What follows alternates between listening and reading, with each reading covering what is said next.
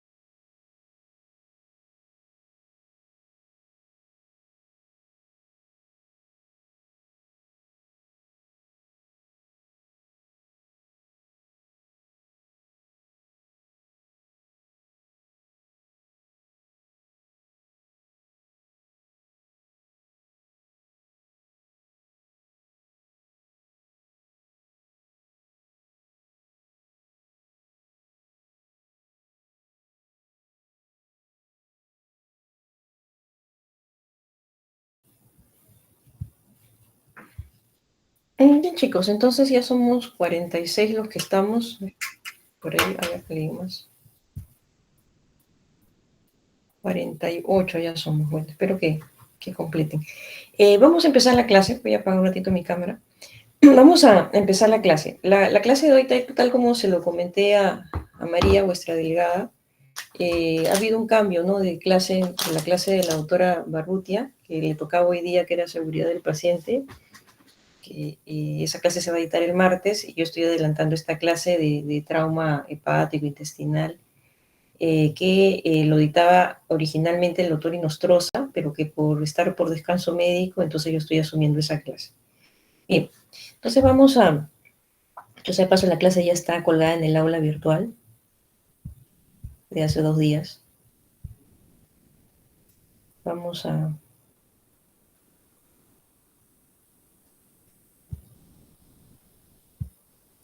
No sé si se ve el... Ay, perdón, acá esto no es esto de aquí. Ya. No sé si se ve el PPT. Sí se ve, doctora. Ok.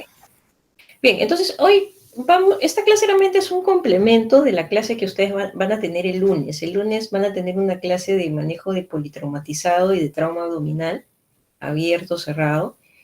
Y lo que se está complementando con esta clase son algunos conceptos que no se llegan a profundidad en aquella primera clase, como es el trauma hepático, el trauma intestinal, que son los principales traumas abdominales que hay dentro del abdomen. También hay el pancreático, el esplénico. El esplénico también es frecuente, el trauma esplénico lo van a ver en la clase de vaso que lleven al final del curso. Entonces, para no redundar en los temas, cuanto menos hemos tomado en cuenta aquellos temas que no lo vemos, ¿no? Y que sí son frecuentes, ¿no? El trauma hepático, el trauma intestinal, la cirugía de control de daños y el síndrome compartimental del abdomen. Vamos a empezar como una pequeña pincelada sobre el plan de clase. Vamos a hablar sobre los logros del aprendizaje de esta sesión, de los 4 temas que acabo de mencionar. Y la intención de los logros de que ustedes aprendan en esta clase es que puedan identificar un trauma hepático e intestinal, describir el tratamiento de ambos tipos de trauma. A veces los traumas no solamente el paciente va a venir por trauma hepático, ¿no? Sino a veces es trauma hepático, intestinal, de repente trauma torácico, hemotórax, en fin. Describir el tratamiento del mismo, conocer sobre cirugía de control de daños, identificar el síndrome compartimental y el tipo de tratamiento. Bien. En relación con una pincelada del trauma abdominal, que ya esto, como digo, le van a comentar el día lunes, son 2 tipos de trauma fundamentalmente en abdomen. O son abiertos por arma blanca, por arma de fuego, ¿no? Pueden ser penetrantes, no penetrantes. Cuando hablamos de penetrantes, cuando penetra el mismo abdomen, y la otra cuando solamente queda en pared abdominal. Hay traumas cerrados también, no contusos, ¿no? Los típicos accidentes de tránsito, ¿no? Entonces, básicamente son traumas abiertos y cerrados los que se clasifican en abdomen, y los órganos que mayormente salen afectados va a ser el vaso, el hígado, el riñón, el intestino delgado, y las otras vísceras también pudieran estar involucradas, pero en menor frecuencia. No, evidentemente, los órganos que más se van a ver afectados son aquellos órganos que son más voluminosos y los que evidentemente tienen mayor longitud, en el caso de los intestinos también, ¿no? En el caso de los cerrados, la incidencia es mucho más frecuente que los abiertos, ¿no? Más accidentes de tránsito hay que lo que viene a ser herida por arma blanca o arma de fuego.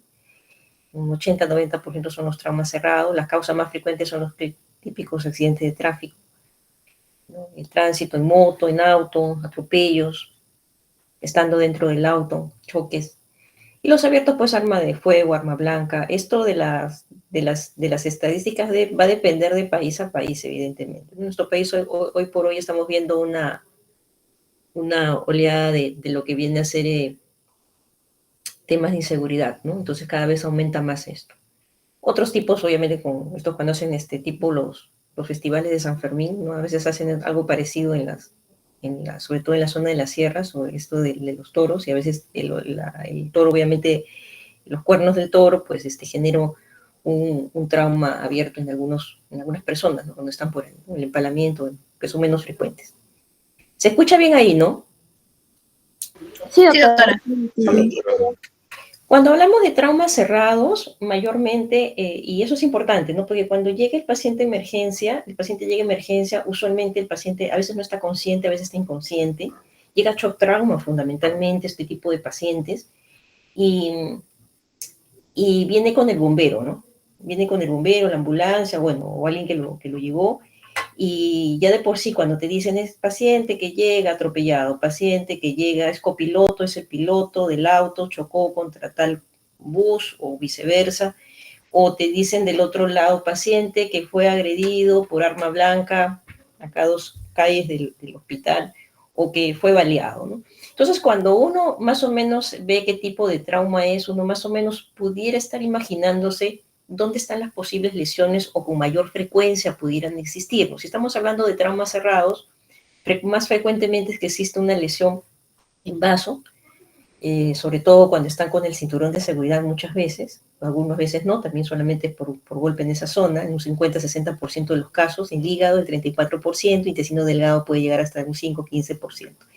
Y cuando estamos en traumas abiertos, por cualquier arma blanca, arma de fuego, más va a predominar la lesión en intestino delgado, ¿no? Porque es el que más va a estar expuesto, sobre todo cuando es baleado el paciente, ¿no? En segundo lugar el hígado y en tercer lugar el vaso. ¿También pueden haber otras lesiones en otros órganos? Sí, claro que sí, pero uno cuanto menos ya comienza a notar o a pensar, este órgano puede ser el más afectado. Ahora, cuando tenemos ambos tipos de traumas, sobre todo más los abiertos, más de un órgano pudiera estar afectado. Y bueno, esto es lo clásico que hay que tener en cuenta en un paciente politraumatizado, y esto comentarán en clase, no voy a ahondar mucho en ello, pero siempre uno tiene que fijarse que la vía aérea esté permeable, ¿no? Y control de la columna cervical para que no haya pacientes que a veces sufren traumatismos, pudieran tener adicionalmente ahí un traumatismo de columna, ¿no? Sea cervical, dorsal, lumbar, y a veces hay que colocar el collarín, ¿no? Si es que no le han colocado antes, tratar de no movilizarlos mucho, sino en bloque prácticamente pasarlo de camilla a camilla. Asegurarse de que la oxigenación, la ventilación del paciente está adecuadamente, o sea, lo primero que usted va a ver es la parte respiratoria del paciente, la estabilización de la columna.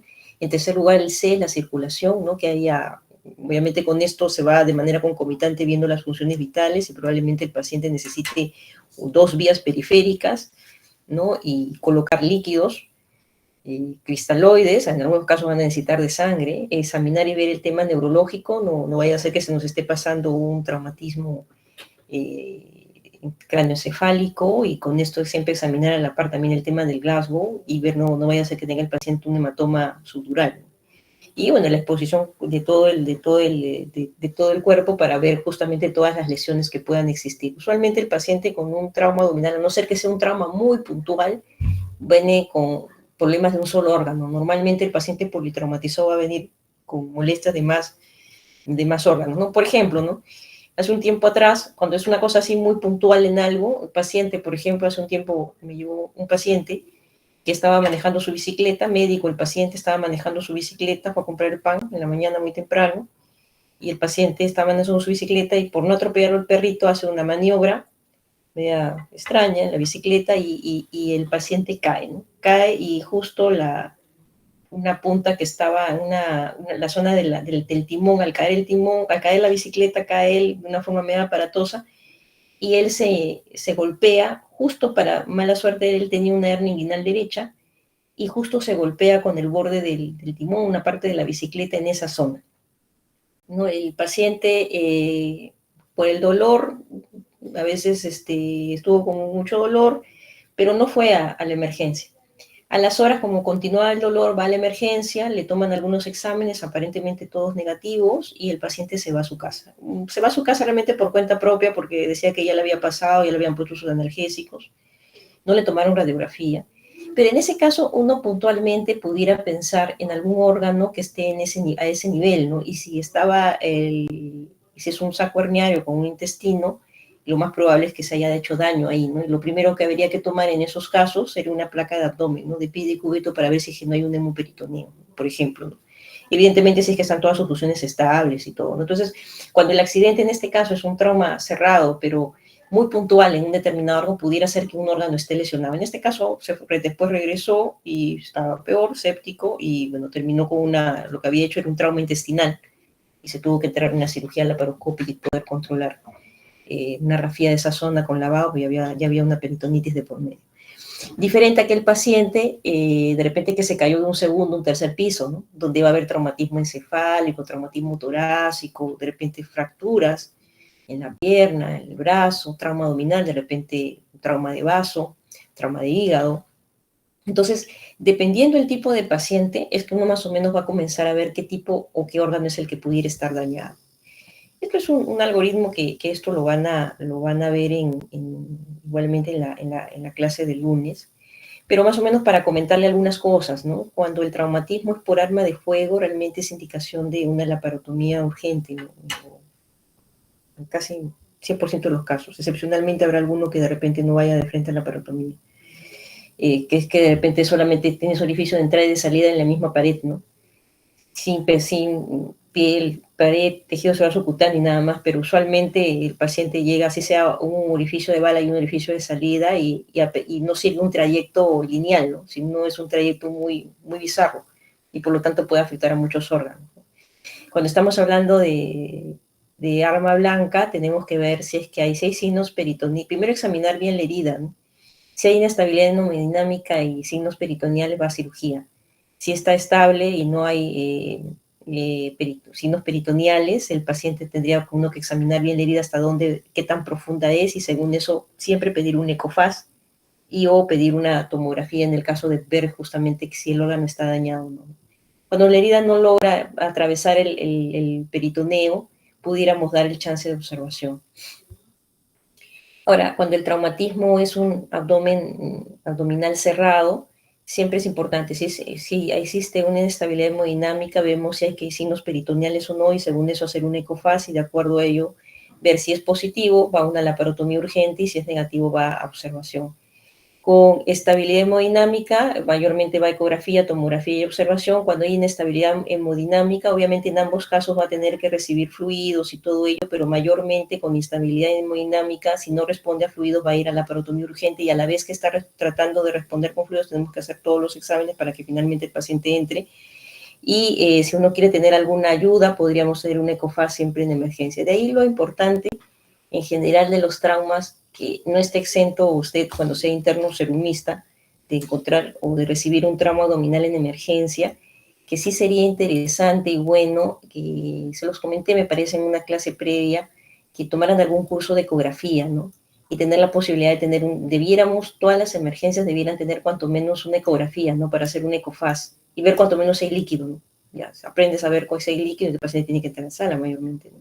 O se pudiera uno ver si es que hay algún órgano afectado, ¿no? A diferencia del tomógrafo, que equivale a mucha logística, pero un ecógrafo podría estar en cualquier sitio. Incluso hoy por hoy hay modelos más económicos donde uno puede tener el traductor y conectarlo incluso a una laptop o a un ¿cómo se llama? O a su celular o a su tablet.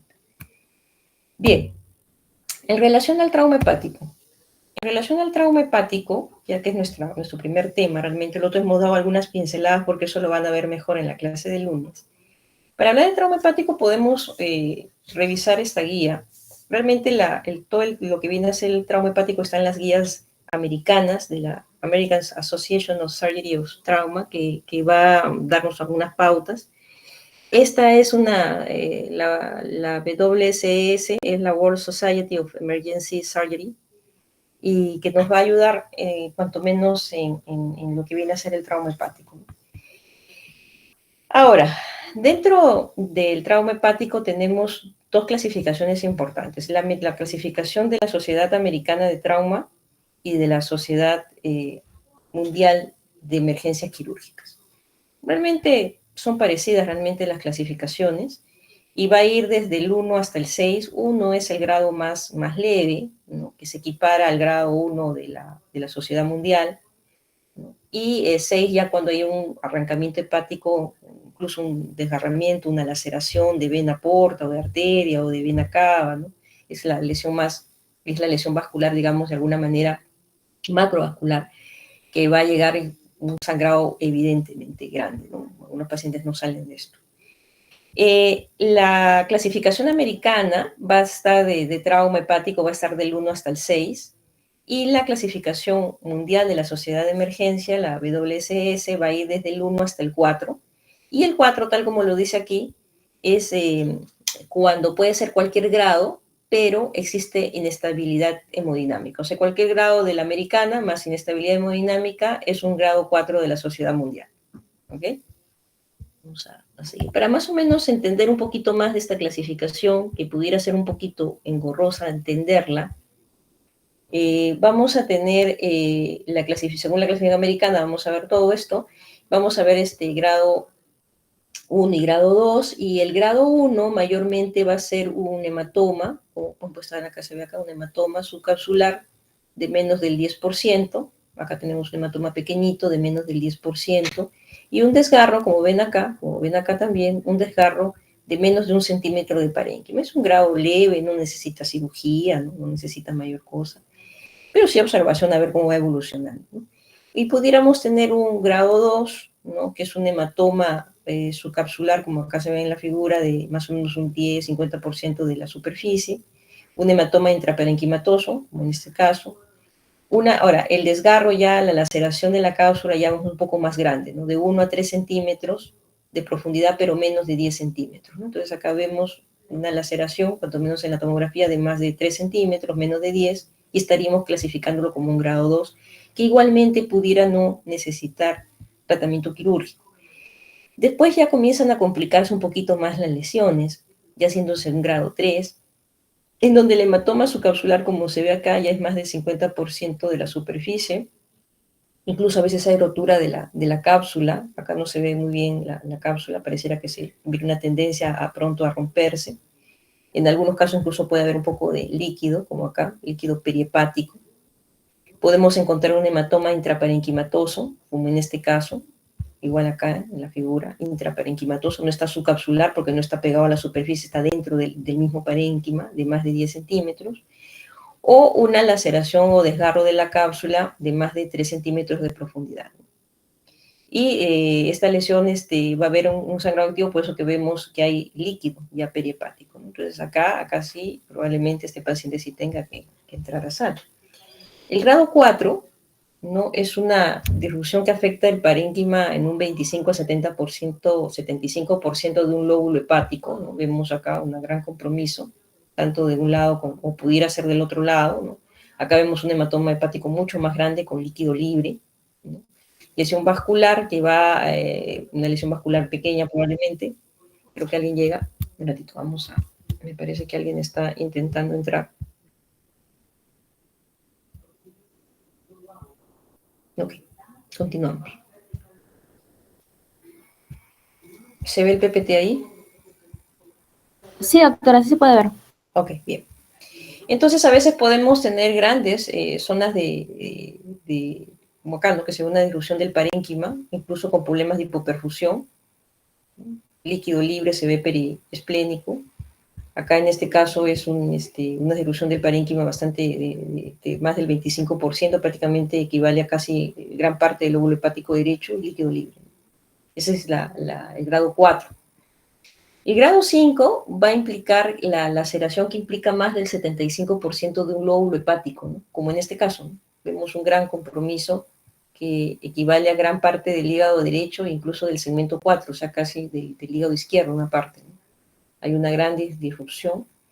Y en algunos casos hay lesiones venosas y ostehepáticas, ¿no? O sea, de la vena cava retrohepática o venas hepáticas mayores, que es un grado mayor de trauma. No vemos las hepáticas y vemos de que hay una, digamos, una laceración de alguna de estas o lesiones venosas muy, muy pegadas a la zona de las venas hepáticas, que va a producir evidentemente sangrado, ¿no? Ahí vemos el líquido libre.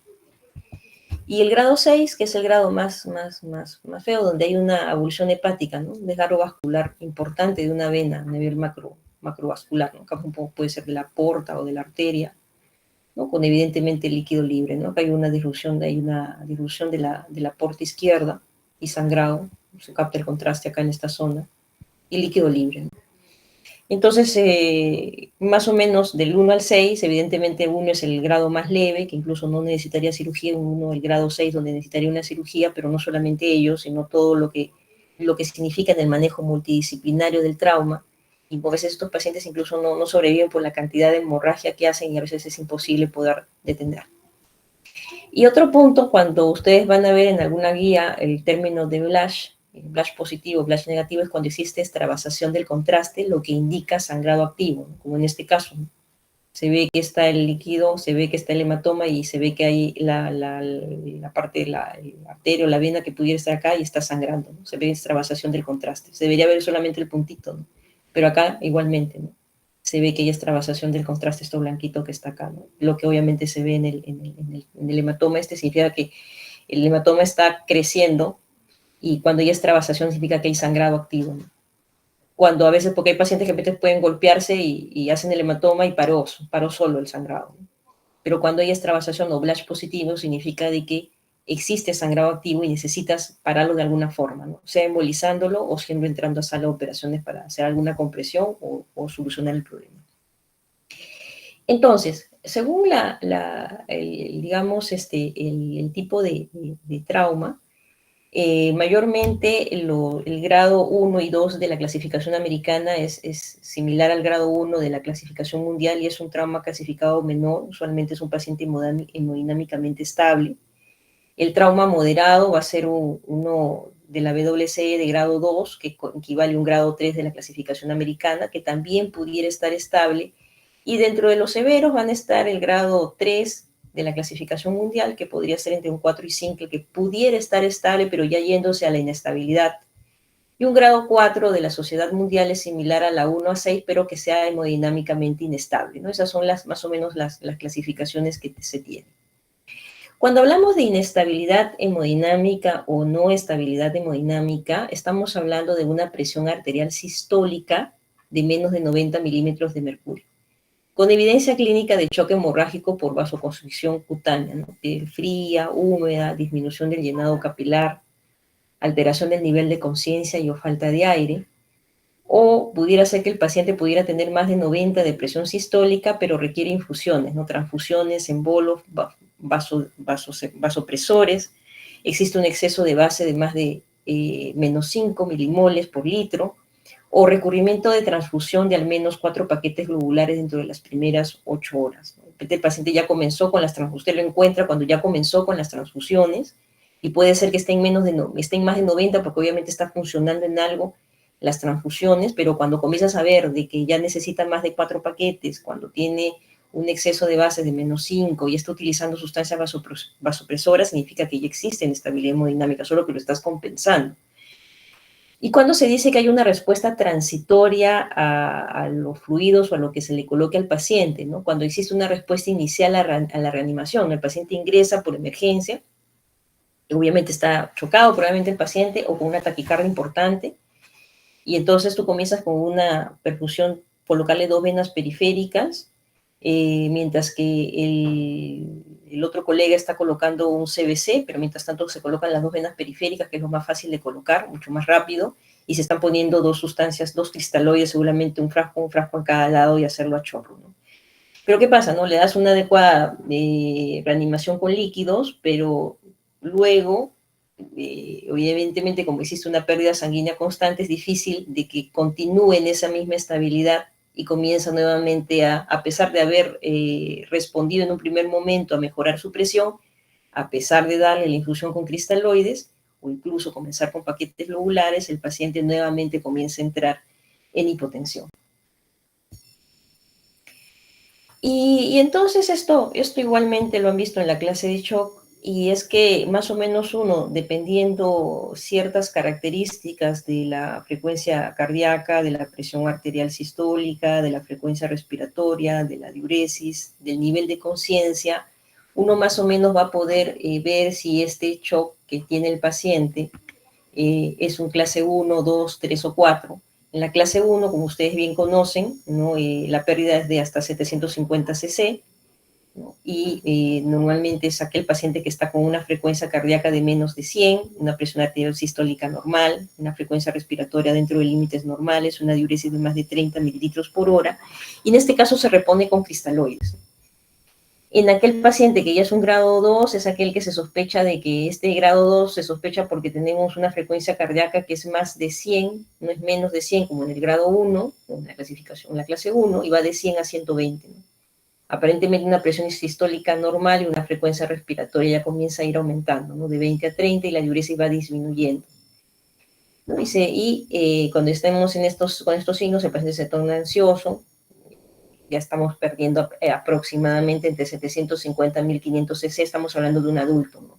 Y la reposición inicial vuelve es cristaloides. Cuando ya estamos hablando de la clase 3 es cuando ya está perdiendo el paciente probablemente entre 1,5 litros y 2 litros.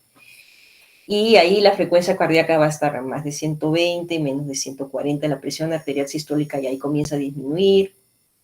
la frecuencia respiratoria va a aumentar entre 30 a 40, la diuresis va a hacerse menor, como un tema de compensación a la falta de fluidos que tiene.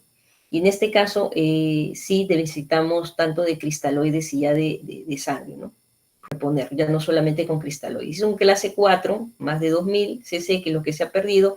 Evidentemente la frecuencia cardíaca va a aumentar aún más de 140, la presión arterial sistólica va a disminuir aún más, la frecuencia respiratoria igual, ya el paciente se comporta mucho más confuso, con una encefalopatía evidente, y evidentemente ahí también tenemos que ir con cristaloides y sangre, y seguramente en estos casos ya vamos a, en el grado 1 y 2, de repente todavía se puede optar por un tratamiento más conservador, dependiendo lo que la unidad clínica que tengamos con el paciente, pero clase 3 o 4 seguramente ya tendremos que ir a quirófano, ¿no? Y acá es una síntesis más o menos, que grado 1 y 2, lo que habíamos comentado, hay que tener, en el grado 2 hay que tener cuidado porque pudiera ser que este termine en quirófano también. Grado 3 y 4 sí, definitivamente tienen que ir a quirófano. Tratar de estabilizar lo que se pueda. En estos pacientes no se puede esperar que la hemoglobina suba a 10, nunca va a subir porque el paciente algo está sangrando adentro. Entonces el paciente tiene que entrar a la sala dentro de lo que se pueda. A veces hay pacientes que de inicio este paciente llega, se ponen 2 vías periféricas, otro colega pone la central, se pone los cristaloides, se pide toda la batería de preoperatorio, pero como parte de lo que se necesita. Probablemente a veces el paciente no entra con resultados, un resultado de repente del hágalo mucho, ¿no? A veces ni con pruebas cruzadas, dependiendo si ya es un grado 4, se necesita entrar en sala ya, ¿no? Sí se toma todo para que tengamos los resultados, pero ya cuando probablemente estemos en sala, y se vayan cruzando pruebas cruzadas para los pacientes, ¿no? Pero a veces estos pacientes no pueden demorar lo que demoran las pruebas cruzadas, a veces se le tiene que pasar sangre o paquetes lobulares, plasma, plaquetas, incluso sin tener las pruebas cruzadas, ¿no? Eso va a depender mucho de qué tanto esté sangrando el paciente. Dentro del diagnóstico de los pacientes con trauma hepático, va a tener que estar determinado según el estado hemodinámico, ¿no? La ECOFAS, como les digo, es lo más rápido, va a detectar cuanto menos líquido libre intraabdominal, y según eso ya nos va a dar idea de que si el paciente está sangrando o no. Y si el paciente estuviera estable, pudiéramos llevarlo a tomografía para poder ver exactamente cuáles son los órganos afectados, ¿no? Pero solo si el paciente esté estable, ¿no? Si el paciente no lo está, no hay forma de llevarlo a tomografía. Y bien, para nosotros centrarnos en el trauma hepático, aquel trauma hepático contuso o penetrante, vamos a ver el paciente si está hemodinámicamente estable o está inestable. Si está estable, entonces podemos, acá un paso que falta es la ECOFAS, que es lo que siempre se utiliza en shock trauma. Se ve si el paciente está estable, y con esto se puede pedir una tomografía contrastada, incluso puede ser trifásica, para ver la fase arterial venosa y no ver si es que no hay alguna extravasación de arteria o de vena.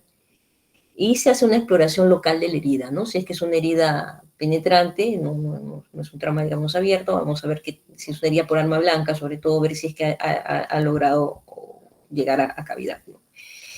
Y vemos, ¿no? Si la lesión es de la clasificación americana 1 y 2, que es una lesión leve para la clasificación mundial, si es una lesión moderada, que para la clasificación americana es el grado 3, para la mundial grado 2, o si es una lesión severa, que para la clasificación mundial es grado 3 y para la americana es 4 o 5, está hemodinámicamente estable. Entonces, tenemos que mirar esta tomografía y ver si hay aire libre, ¿no? No vaya a ser que también tengamos algún problema, no solamente de hígado, sino también de perforación gástrica y intestinal. Pacientes que están con visceración, empalamiento o signos claros de peritonitis, tenemos que evaluar eso, ¿no? Si no hay signos de ello, podremos observar en esta misma tomografía si hay extravasación de contraste o no. Y si no hubiera eso, entonces la exploración sería clínica con laboratorio, tendríamos que pedir algunos exámenes adicionales. Ahora, todo esto siempre va en paquete, ¿no?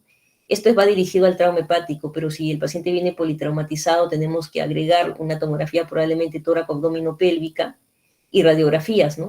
Miembro superior, inferior, bueno, el tema de la columna, ver todo ello también dirigido a las zonas que están afectadas, ¿no? Evidentemente. Ahora, Cuando el paciente está hemodinámicamente inestable, es decir, una lesión severa, cualquier clasificación de la clasificación americana, pero con inestabilidad, ¿no? O incluso un grado 6 de la clasificación americana, el paciente tiene que ir a intervención quirúrgica más angioembolización. Si el paciente tuviera signos peritoneales, hubiera una evisceración de producto de arma blanca, un empalamiento, hay aire en la tomografía, signos de neumoperitoneo, hay además de ello una extravasación de contraste, entonces tiene que ir a cirugía más embolización. En algunos casos muy puntuales, cuando no existe ninguno de estos factores de riesgo, como lesiones adicionales al hígado y existiera una extravasación del contraste, pudiera ir a una angioembolización. Y si esta no es efectiva, va a cirugía sí o sí. ¿Ok? Cuando en algunos casos el Blasch es positivo y la embolización es efectiva y solamente vemos que el problema es el hígado y embolizó la zona donde hacía esa extravasación de contraste, entonces podemos cuanto menos sí seguir la exploración seriada, los laboratorios que falten, las radiologías que falten y repetir la angioten de repente de acuerdo a evolución, ¿no? Bien, de acuerdo a cómo vaya el paciente, vamos igualmente reevaluando nuevamente en una nueva tomografía por el examen clínico y todo eso. Y si vemos que de repente se nos pasó en un inicio, pero vemos de que a pesar que pudiera haber que hay inestabilidad hemodinámica, hay aire o todo eso, tenemos que ir a cirugía.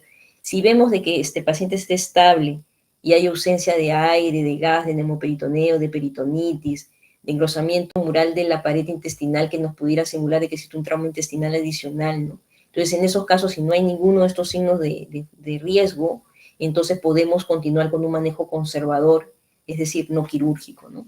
Entonces, dependiendo el tipo de lesión, dependiendo si hay estabilidad hemodinámica o no, vamos a ver si es estable el paciente, probablemente más vamos a ir a un tratamiento conservador, pero tenemos que tener en cuenta si no hay neumoperitoneo, si no hay otras lesiones concomitantes en el abdomen, si no hay signos peritoneales, podemos ir a un manejo conservador. Pero si no hay eso, entonces sí debemos ir a un tratamiento quirúrgico.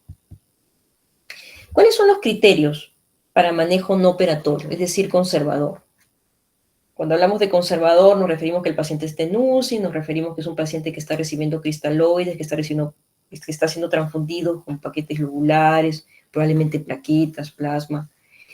Un paciente que le estamos poniendo de repente ácido tranexámico, que nos ayuda a coagular, es un paciente que está recibiendo de repente también su gluconato de calcio como parte de la multitransfusión para que existan quelantes de calcio. Entonces, el paciente está manejándose básicamente con fluidos y sangre, ¿no? Y en una unidad de cuidados intensivos, ¿no? Pero no hacemos una cirugía. Incluso hasta se lo podemos embolizar al paciente y no hay ningún problema. Manejo meramente, mínimamente invasivo. Entonces, los criterios para manejo no operatorio en caso de trauma hepático es que el paciente esté hemodinámicamente estable, que no hayan signos peritoneales, que exista la posibilidad de monitorizar al paciente en UCI y la posibilidad de operar si el paciente se descompensara en algún momento de nuestra observación, que exista banco de sangre en vuestro hospital, tomografía y angioembolización. ¿A qué me refiero con eso? Que pudiera, si uno está en un hospital grande, no un hospital nacional o de repente un hospital regional, que tú lo ves al paciente, de repente es un grado 1, un grado 2, un grado 3, 4 de repente. Si es un grado 1 y 2, puede ser hepático, puede ser de que no merite mucho, pero ya cuando estamos hablando de un grado 3, 4 en adelante, según la clasificación americana, tenemos que ver de que este paciente se podría descompensar o el hematoma grande está comenzando a crecer, se puede romper y que de repente de lo que inicialmente lo tomamos como un manejo no operatorio necesita una cirugía urgente. Entonces nosotros en ese momento, si el paciente está estable, hemodinámicamente estable, no hay signos peritoneales, tenemos que ver, ¿tenemos tomografía acá? No tenemos. Si el paciente ya está estable, a pesar de que pudiera estar estable, no podemos prevenir o pronosticar qué va a pasar después. Entonces, en estas condiciones podemos transferir un paciente si es que no contamos con UCI, no contamos con la logística, sea de equipamiento y o recursos humanos para operar el paciente, en el caso que fuera necesario, Si no tenemos banco de sangre, si no tenemos tomografía, si no tenemos posibilidad de radiología intervencionista para hacer angioembolización, este paciente, a pesar de estar con manejo no operatorio, usted lo debe derivar a un hospital que tenga estas condiciones. No derivarlo a un hospital que tenga un poco más de condiciones que el vuestro, sino derivarlo a un lugar donde sí tenga las condiciones que estamos mencionando ahí, o cuanto menos, más o menos las condiciones dependiendo de la región donde usted esté. Sí, de hecho, el manejo no operatorio, vamos a necesitar obviamente sangre, como hemos comentado, paquetes lobulares, pero no más de 5 unidades en 24 horas. Si estamos viendo de que comienza a necesitar 6, 7 paquetes o más, este paciente igualmente ya no cumple el criterio para manejo no operatorio y seguramente algo está sangrando activamente y necesita de un centro de mayor nivel. O manejarlo ya no como conservador, sino como tratamiento quirúrgico. Y evidentemente, si el trauma hepático tiene los criterios para manejo no operatorio y no existe ninguna otra lesión abdominal que requiera manejo quirúrgico, igualmente puede ir a un manejo conservador. Bien, no sé si hasta ahí tienen alguna duda o alguna pregunta. ¿Preguntas, dudas?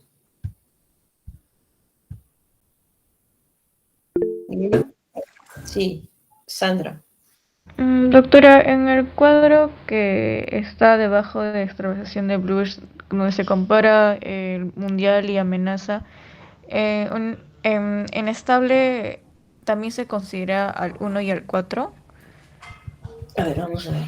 ¿Dónde? ¿Cuál de los cuadros? El que está debajo de extravasación Blues, en ya grado de americano, bajo, no, Arriba, en la diapo 17. esta. No, dos abajo, una más. Ajá, en la parte donde dice de la americana 1 al 6 inestable. También un grado 1 puede ser inestable. Según en la clasificación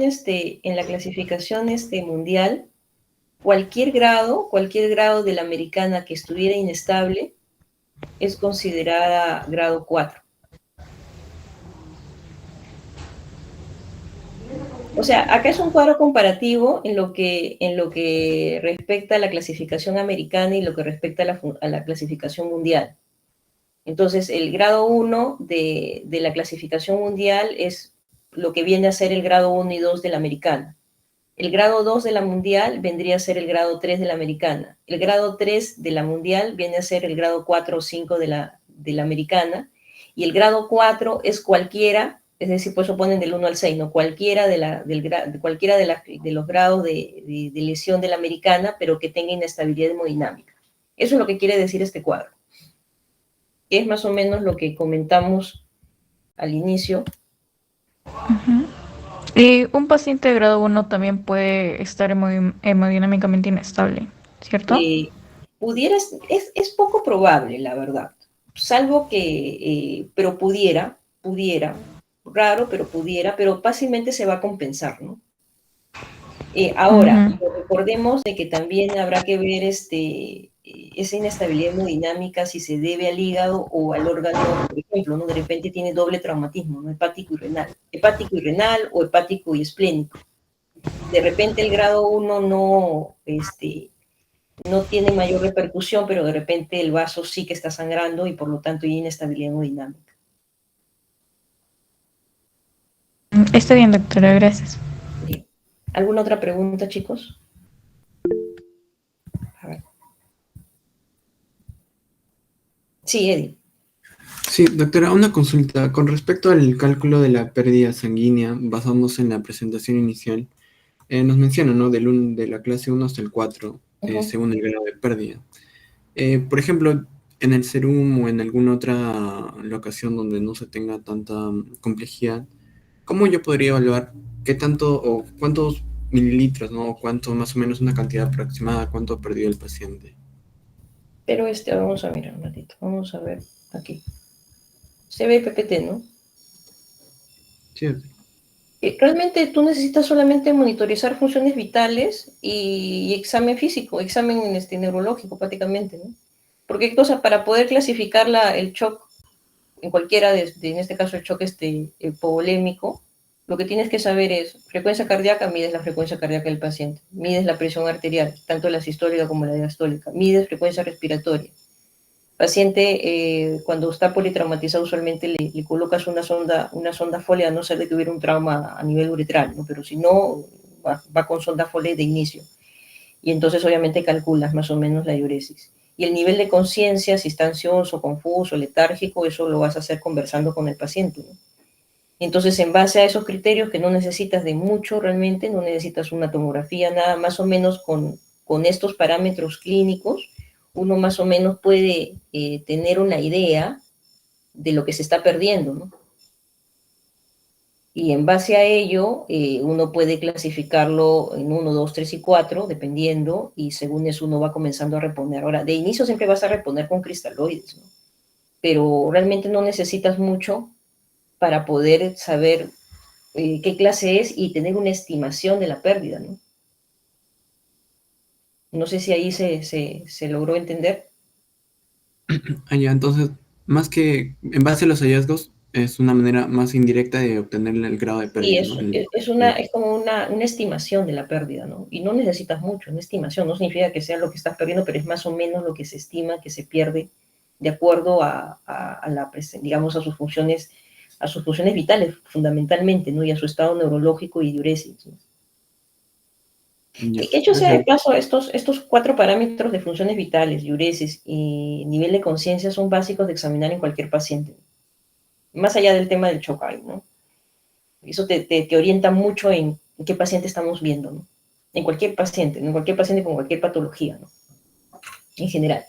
Y acá, bueno, evidentemente está direccionado a la pérdida sanguínea y de acuerdo a eso la clasificación y una estimación del sangrado, ¿no?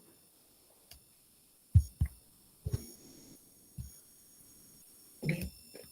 A ver, vamos a ver, vale decir, ¿no? Si tienes un grado 1, lo puedes manejar en tu centro hospitalario, de repente si es de menor nivel, ¿no? Hasta un grado 2, pero si tu hospital no tiene banco de sangre, es mejor comenzar a estabilizarlo y durante la estabilización ver la forma de cómo transferirlo, ¿no?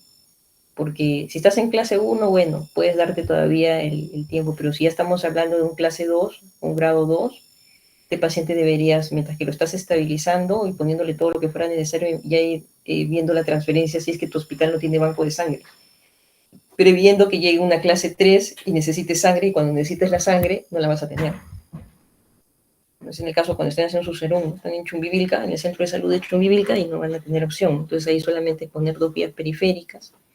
En algunos casos van a tener que hacer su flebotomía porque no va a haber catéter venoso central. Van a tener que colocar una sonda Foley.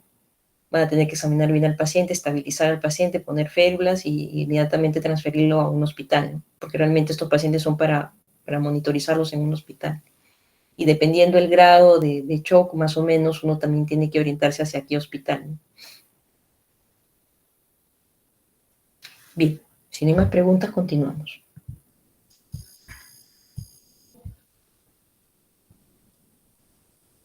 Bien, el control de daños, cuando hablamos de cirugía de control de daños, que es lo que vamos a hablar después, es una cirugía, o sea, el paciente se estabiliza en shock trauma y UCI, usualmente en shock trauma realmente porque es difícil que pueda llegar a la UCI en un inicio, y el paciente entra a sala de operaciones, ¿no? Lo mejor que es dentro de lo que se pueda y con la rapidez que se pueda, porque el paciente está sangrando evidentemente. Entonces, en ese traumatismo abdominal severo, que tiene que entrar a la sala de operaciones, a veces no solamente hay una lesión, sino hay más de un órgano comprometido, lo que se hace es estrictamente lo necesario. Por ejemplo, ¿no? Si el paciente está sangrando masivamente, estamos hablando de repente de un grado 3, de repente de la clasificación americana, y hay una lesión evidente en el hígado grande que no es factible colocarle solamente hemostáticos o cauterización o colocarle algún punto, de repente el paciente no vas a ponerte a hacer una resección hepática, ni hacer mayor cosa, ¿no? Lo que haces es taponamiento hepático. Entonces solamente solucionas rápidamente los problemas. Si hay un problema intestinal, sacarlo con una colostomía, o a veces resecar, seguramente hacer sección de la zona intestinal y dejarlo ahí, como se dice, y poner solamente lo mínimo innecesario. Si está sangrando el vaso, de repente si lo puedes sacar rápido, bien, y si no, solamente taponar. El paciente lo cierras con una bolsa de Bogotá, que es una bolsa de bolsa colectora realmente, y se estabiliza el paciente. O sea, lo ideal es dejar de que sangre, ¿no? Dejar de que sangre, dejar de que haya peritonitis, lo estabilizas al paciente nuevamente, lo embolizas, lo que puedas hacer, y después entras a las operaciones 24 o 48 horas después, cuando mejoren algo su estado hemodinámico, y ahí haces la cirugía que debes hacer, ¿no? Terminar de hacerla. Si de repente hiciste resección intestinal y no hiciste anastomosis ni nada, y vas a tener que hacer tu anastomosis o lo que tengas que realizar, ¿no? Es una cirugía rápida que lo que hace es prácticamente controlar daños, ¿no? Controlar sangrado, controlar fugas intestinales, gástricas y más nada, ¿no? Para que le des chance al paciente de que se estabilice, ya no sangrando, se va a estabilizar con todo lo que está mal, pero se va a estabilizar algo, y después entra una cirugía definitiva. Bien, entonces, en esta herida, digamos, penetrante del hígado, si tienen inestabilidad hemodinámica, son los que van a entrar evidentemente a quirófano. Pero primero, ante la inestabilidad hemodinámica, lo primero que usted va a hacer, no tiene una presión arterial sistólica menor de 90. Vemos si hay signos de irritación peritoneal o no. Iniciamos el protocolo de transfusión masiva, que no solamente va paquete globular, va plaqueta o plasma. Ya evidentemente este paciente ya tiene 2 catéteres periféricos, seguro, si estás en un hospital grande tendrá un CBC. En una emergencia grande tendrá que tener un catéter en arteria femoral y catéter de alto flujo también en la femoral, ¿no? O sea, tanto femoral, arteria y vena debieran estar con unas líneas venosas a ese nivel, ¿no? Y el paciente va a cirugía, ¿no? Si el paciente tiene una herida grado 1 y 2, además de repente de otros problemas que tengan en otros órganos, pero si cuanto menos solamente encontramos 1 y 2 y sangró una barbaridad de repente el paciente, muy, muy, muy puntuales cuando existe esto, lo que se puede hacer, primero se hace una compresión, después se hace cauterización, de repente con bipolar, con monopolar. Cuando hablan de patografía es colocar algunos puntos, ¿no? Estas lesiones grado 1 y 2 excepcionalmente van a cirugía, pero en el caso de que estos vayan porque llegaron con instabilidad hemodinámica, básicamente lo que se va a hacer es la ligadura de los vasos, se va a poder primero comprimir la zona y de ahí comenzar a controlar el sangrado, sea con puntos en el hígado, sea con ligadura en los vasitos pequeños intrahepáticos, o sea con agentes hemostáticos, que después de hacer una cauterización con bipolar, después de hacer la compresión, después de ligar algunos vasos, podemos colocar algunas sustancias que son unas esponjitas de hemocolágeno que ayudan a terminar de la coagulación de la zona, ¿no? O en algunos casos también hay argonplasma, bueno, en fin, son medidas que se utilizan y que logran controlar el sangrado, ¿no? Eso solamente cuando es grado 1 y 2, porque obviamente son lesiones mucho más pequeñas, ¿no? Tenemos lesiones, no es en un grado 2, en cierta profundidad. Acá utilizamos una cosa que se llama un colágeno de goma, el Blue Brand, que nos ayuda, ya cuando obviamente ya paró, o sea, ya hicimos los puntos, lo cauterizamos, nos ayuda a proteger que esa zona se logre coagular del todo. Bueno, acá se ha utilizado eso.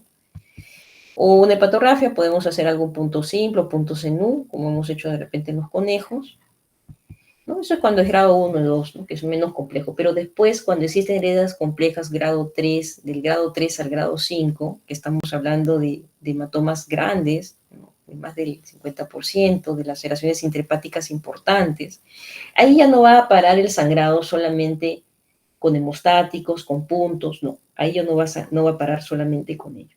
Ahí vamos a necesitar un taponamiento hepático, que le dicen packing hepático o empaquetamiento hepático, tanto intra como peripático, ¿no? Acá lo que prácticamente es si la lesión está en alguna zona, lo que hace es colocar compresas tanto en la parte anterior como posterior del hígado. Para eso obviamente hay que cortar el ligamento falciforme y el ligamento redondo. En algunos casos hay que movilizar los ligamentos triangulares, y sobre todo los triangulares, sea derecho o izquierdo.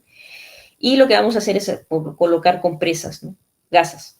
¿Vale? Decir, hay que contar el número de gasas, porque el número de gasas que entra es el número de gasas que va a salir después de las 24 o 48 horas cuando el paciente esté estable. Esto es cirugía de control de daño.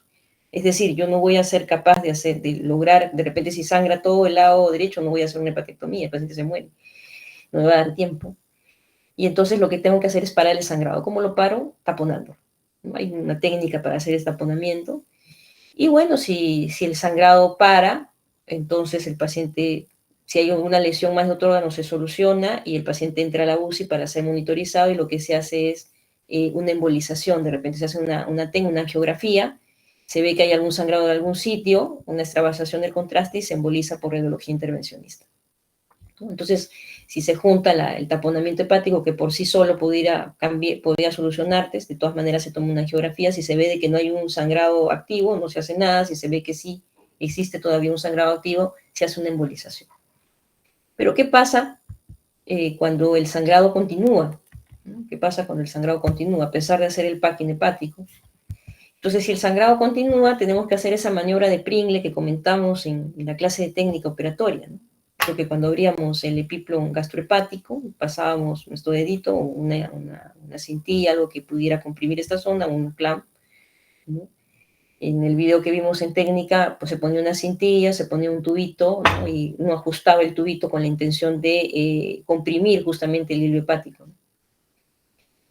Esto debiera solucionar el problema en algunos casos, cuando entonces se observa, ¿no? Haces la maniobra de Pringle, 15 minutos, y si ves de que no hay sangrado activo, entonces en ese momento comienzas a revisar justamente qué cosa es lo que, las zonas de las laceraciones hepáticas, a ver si de repente se ve, de seguro habrá un sangrado mínimo de algún vaso, hay que disecar bien la zona, rápidamente ver si hay un vaso que tiene un sangrado activo que va a estar de menor volumen porque estás haciendo ya esta maniobra de Pringle, estás tratando de alguna manera disminuir el volumen de sangrado, pero sí, examinando la zona de la herida vas a lograr ver la zona que está sangrando, pero en poco volumen. Y al tener poco volumen, obviamente no se te va a inundar el campo y vas a poder diseccionarlo y vas a poder controlarlo con ligaduras. Entonces, por eso que hablan de ligaduras de vasos intrahepáticos o incluso ligaduras de conductos biliares, por si también vemos de que hay alguna sección de un conducto biliar, ¿no? Un conducto biliar pequeño, evidentemente. Bien, igualmente, ¿no? El paciente pasa, después de ponerle la bolsa, todo, el paciente pasa a UCI, ahí se puede continuar con una angiografía y con esto una embolización, sí hay que continuar el sangrado. En algunos otros casos, el paciente sigue sangrando. Y si el paciente sigue sangrando, vamos a hacer uso de los catéteres que tenemos en femoral, tanto arteria y en vena, lo que se llama el REWA o el REWA en arteria y el REWOC en vena, con la intención de llegar así como están viendo acá, ¿no? Dependiendo si la lesión es arterial o la arteria, por ejemplo acá es una lesión venosa, entonces se lleva el REWOC por encima de las zonas de las suprahepáticas y se pone y se insufla el catéter, ¿no? Con la intención de que podamos liberar esta zona, encontrar la zona que está sangrando y ligarla, que es mucho más complejo, evidentemente, ¿no? Eso nos va a ayudar en algo para disminuir el volumen de sangrado, encontrar la lesión y poder solucionarla si esto es factible.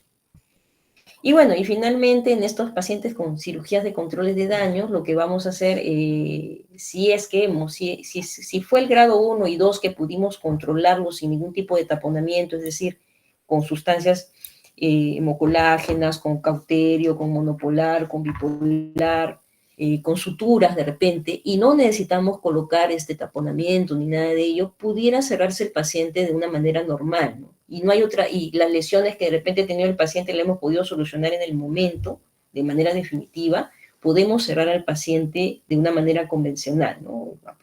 Peritoneo, aponeurosis, la piel.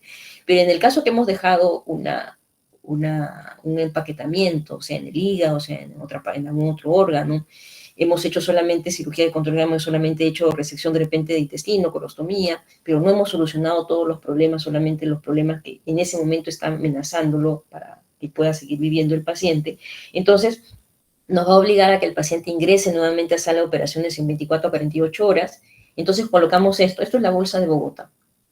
Es una bolsa colectora, ¿no? Que uno lo que hace es fijarlo a piel, se le pone gasas encima y el paciente pasa a la UCI, se ve si es que la geografía, se ve si es que es necesario la embolización, o lo que fue, y además de ello, pues obviamente pasa el manejo en UCI justamente para controlar en algo la triada de la muerte, que básicamente va con shock, acidosis en el paciente.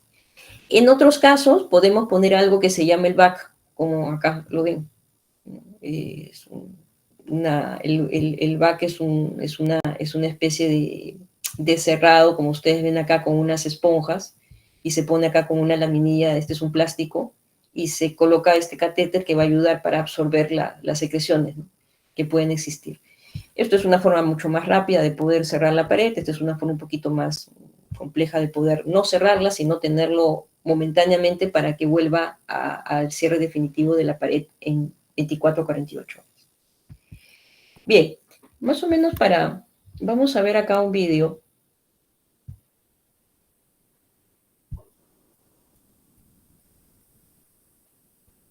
Pero antes de eso, sí está bien. Vamos a ver el vídeo.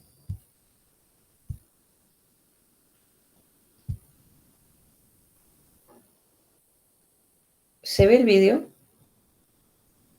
Sí, doctora. Ya, este es un paciente varón, como dice ahí, de 50 años. Es un taponamiento hepático y después van a ver cómo se retira el tapón, ¿no? El tapón se retira después de cuando el PET ya esté estable, 24 o 48 horas, y se retira el tapón. Este es un paciente que hace un taponamiento y después le quitan el taponamiento. Tuvo un accidente de moto, ¿no? Un accidente tóraco-abdominal, entra a la emergencia del hospital donde ustedes están rotando, por ejemplo, ¿no? Con una presión en 70-40, una frecuencia respiratoria en 125, un pH en 7.3, un lactato alto en 3.8, un exceso de bases en menos 9.9. Radiografía de tórax y de pelvis negativas y el ECOFAS se encuentra líquido difuso intraabdominal. Entonces, se hace una cirugía de emergencia. Obviamente el paciente se hizo todo el ABC, se dio todos los fluidos, sangre, todo, y ingresa a sala, ¿no? Ingresa a sala pasándole la sangre o los fluidos, porque es un paciente que está muy, muy venido a menos, seguramente con el volumen de sangrado, a veces ni la sangre que de inicio se da pudiera estar sin pruebas cruzadas, después la sangre que se da seguramente ya será con las pruebas cruzadas. Y como ustedes ven, lo que se hace es colocar varias gasas secando la zona, ¿no? A veces es mucho más aparatoso y sale la sangre como un chorro y uno tiene que comenzar a aspirar. Ahí están cortando el ligamento redondo, ahí están cortando el ligamento falciforme. Y obviamente tienen que ver, ven que hay una lesión importante en el hígado y comienzan el taponamiento, ¿no? Tanto en la cara posterior y hace un rato han colocado en la cara anterior del hígado.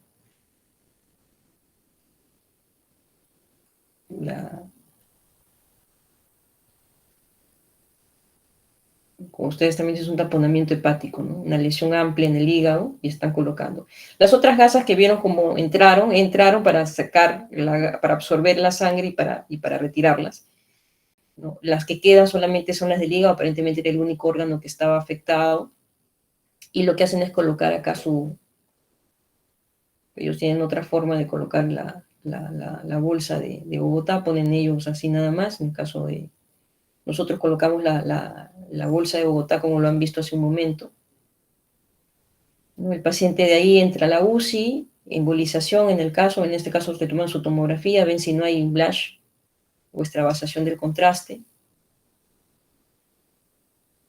se ven los tapones, aparentemente ya no hay un sangrado evidente, hacen una angiografía y si ven de que hay extravasación de contraste, pues lo embolizan. Bueno, en UCI evidentemente tienen que hacerle tromboelastografía para ver qué necesitan, si paquetes lobulares, si plasmas, si plaquetas, y después de el paciente ya esté estable, ya no esté inestable como al inicio, ya se hizo la embolización, 24, 48 horas después, entra nuevamente a sala para retirar el tapón. Todas estas gasas, las gasas hay que contarlas bien, enfermería y usted tiene que contarlas, la misma cantidad de gasas que dejó son la misma cantidad de gasas que usted tiene que retirar en la segunda cirugía. Se van retirando las gasas, usualmente el sangrado ha parado, a veces sin necesidad de embolización, a veces con necesidad de embolización, en la mayoría de los casos. Hay una sudoración importante en el segmento 5, 6 y 8.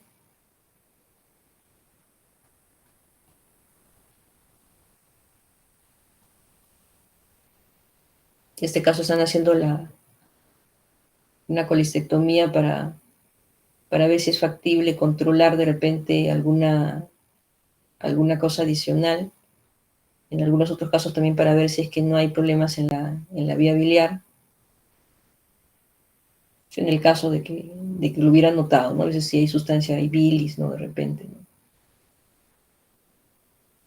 Acá lo colocaron por si acaso, solamente no siempre es mandatorio. Pudiéramos no necesitar hacer esa colecistectomía, a no ser de que hubiera alguna lesión biliar además de. Se quitan los tapones y, por ejemplo, acá probablemente no tienen una vía para alimentar al paciente adecuadamente, de repente la sonda de nutrición enteral no la tienen, o si la tienen, de repente no llega a la zona, entonces están optando por hacer una yeyunostomía. Ellos tienen un introductor acá especial para el catéter de la yeyunostomía. Ahora, en este punto ellos están colocando esta yeyunostomía porque probablemente no tengan o bien una sonda de nutrición enteral, o la sonda de nutrición enteral a veces, por la anatomía del paciente, a veces es difícil a veces de colocarla, en algunos casos excepcionales, y ellos quieren asegurar nutrición enteral, ¿no? Y por eso están dejando la yeyunostomía. Que hoy por hoy podría aplicarse solamente en esos casos, ¿no? Cuando no es posible colocar en sala de operaciones una sonda nasoyeyunal, o usted quiere pasar la zona de repente hay un traumatismo, ¿no? En duodeno, en la primera parte del yeyuno, y usted quiere mejor nutrición enteral que parenteral, porque sabemos las complicaciones de la parenteral, podríamos asegurarnos una yeyunostomía. Y bueno, como lo han hecho en el conejo, que lo fijan a pared, ¿no? Entonces ahí ya se saca, evidentemente esa bolsa de Bogotá ya no es necesaria, y ahí ya se puede cerrar. Si ustedes han visto, la cavidad abdominal está bien abierta, ¿no? Es una incisión mediana suprainfraumbilical. Si a veces los pacientes tienen además neumotórax o hemotórax y necesitan de cirugía también, aparte del drenaje torácico que de repente le están haciendo, incluso la incisión va hasta tórax, ¿no?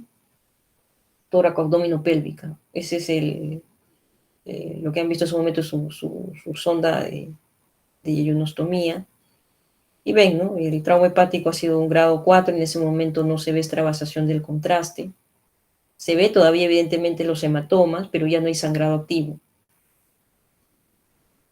Un poco de líquido, ya el paciente mucho más estable.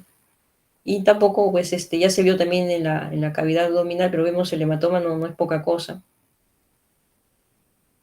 Hay un hemotórax arriba también pareciera. Entonces, se ve cuanto menos que hay un poco de líquido, sí, cavidad, pero no mucho realmente. Y ya se ha visto también en las cirugías de que no ha habido pusieron un drenaje torácico, ¿ves? Por el hemotórax que tuvo. Bien, entonces, esta es digamos, una de las formas, digamos, de manejar el trauma hepático, ¿no? Cuando no se puede controlar, tenemos que dejar estos taponamientos, ¿no? En algunos casos más que en otros, ¿no? Preguntas, dudas.